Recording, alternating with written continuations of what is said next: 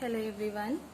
ये video specially parents के interaction के लिए है और कुछ पेरेंट्स से शिकायत है, कुछ रिक्वेस्ट है। सबसे पहले तो ये जो कोरोना का फेज चल रहा है उसमें मेरी रिक्वेस्ट है कि प्लीज़ आप लोग घर पे रहें और हेल्दी रहें, अपने हेल्थ का ध्यान रखें और साथ ही साथ अपने पेरेंट्स की कंडीशंस को समझें। कुछ पेरेंट्स की कंप्लेन ये भी आई थी कि बच्चे कंडीशंस नहीं समझ रहे हैं और वो मतलब पढ़ाई लिखाई भी नहीं कर रहे हैं। तो मेरा रिक्वेस्ट ये है, प्लीज़ आप लोग इस जो कोरोना का फेज़ है उसको सिर्फ ऐसे इंजॉय का फेज़ मत लेके चलिए, बिकॉज अभी teachers they are really working very hard just to maintain all your syllabus on a proper time, and we are trying our best just to see. There are many teachers, those who are teaching Hindi and Sanskrit, they don't have even a single knowledge related to any technology, but then also they are learning just for you. ठीक है। कुछ parents की complain है कि आप क्या कर रहे हैं और जो सिर्फ आप फॉर्मेलिटी में पीडीएफ भेज देते हैं, वीडियो कर देते हैं। तो मेरा रिक्वेस्ट ये है कि ठीक है, आपके पेरेंट्स को नहीं पता है, लेकिन आप बच्चे हो के अपने पेरेंट्स को भी समझाइए थोड़ा सा। और पेरेंट्स से भी ये रिक्वेस्ट है कि सर या मैम मतलब ऐसा नहीं है कि सारे टीचर्स सिर्फ एक फॉर्मेलिटी पूरी कर रहे हैं।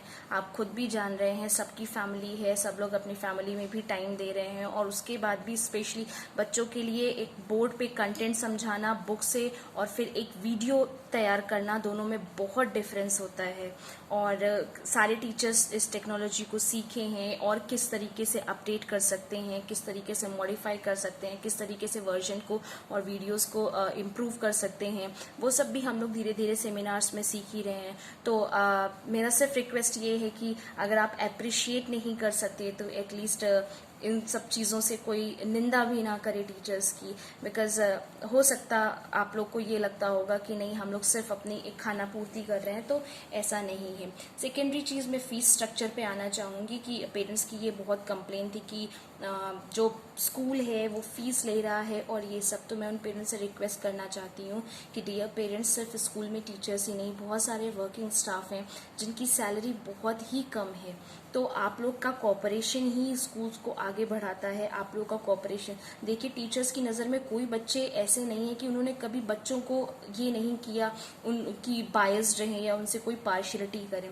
लेकिन आज जब पेरेंट्स के थ्रू ये कंप्लेन मिलती है कि सर या मैम आप लोग इस तरीके से फीस ले रहे हैं, ये है, तो आप ये सोचिए जो टीचर्स काम कर रहे हैं उनको भी तो अपनी फैमिली रन करानी होती है। वो कहाँ से करेंगे? वो भी स्कूल पे डिपेंड है, वो इनफैक्ट आप पे डिपेंड है।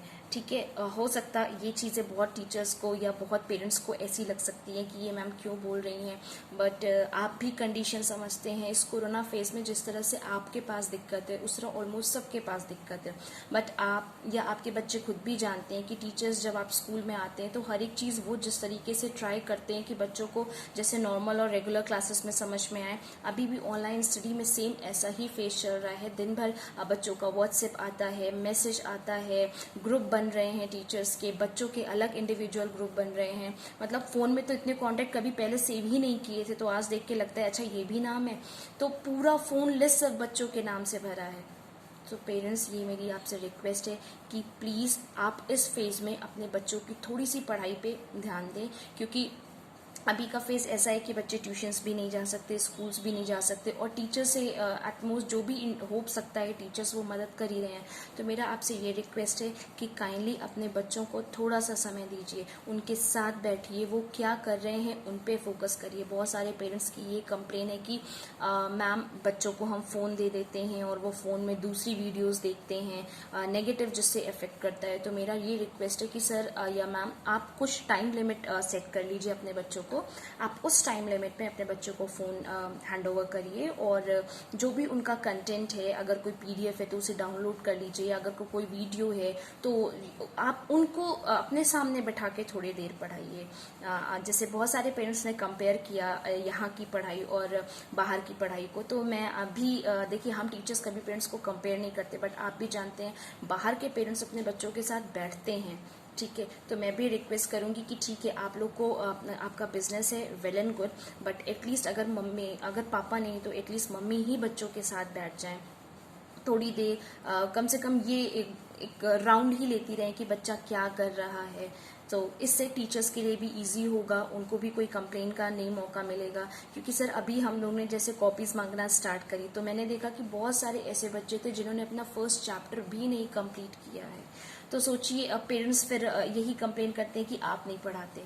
तो प्लीज़ ये एक म्यूचुअल बेसिस पे हम लोग काम करें तो ज़्यादा अच्छा है। बच्चों से रिक्वेस्ट है कि प्लीज़ वो आप अपने पेरेंट्स की इस समय कंडीशंस को समझिए। वो किसी तरह आपके लिए फीस अरेंज कर रहे हैं, स्कूल्स को दे रहे हैं, तो आप भी उनको उसी तरीके से आउटपुट करिए। वो इनपुट में अगर कोई कमी नहीं है तो आप लोग प्लीज़ आउटपुट में भी कोई कमी मत रखिए, ठीक है। और म्यूचुअल कोऑपरेशन से थोड़ा इस फेस को पार करने की कोशिश करते हैं, ठीक है। ये दौर है, गुजर जाएगा, बट ये जो एक चीज़ आ जाती है, गैप आ जाता है टीचर्स और पेरेंट्स के बीच में अभी जो आ रहा है, चाहे वो फीस को लेके है, चाहे वो पढ़ाई को लेके हो, तो वो लेटर ऑन कहीं ना कहीं बच्चे की स्टडी पे अफेक्ट कर देगा। इसलिए मेरी रिक्वेस्ट है पेरेंट्स से कि आप भी प्लीज़ टीचर्स को थोड़ा सा सराहें। हो सकता है अगर हमारे अंदर कमी भी है तो आपकी थोड़ी सी एप्रिसिएशन से, हो सकता है एप्रिसिएशन से ही लोग मच बेटर करने की एबिलिटी रखते हैं। तो हो सकता है आप लोग के एप्रिसिएशन से हम लोग और इंस्पायर हो तो और अच्छा कर सकें, ठीक है। And to all, stay blessed, stay healthy and save your family, save yourself. Thank you.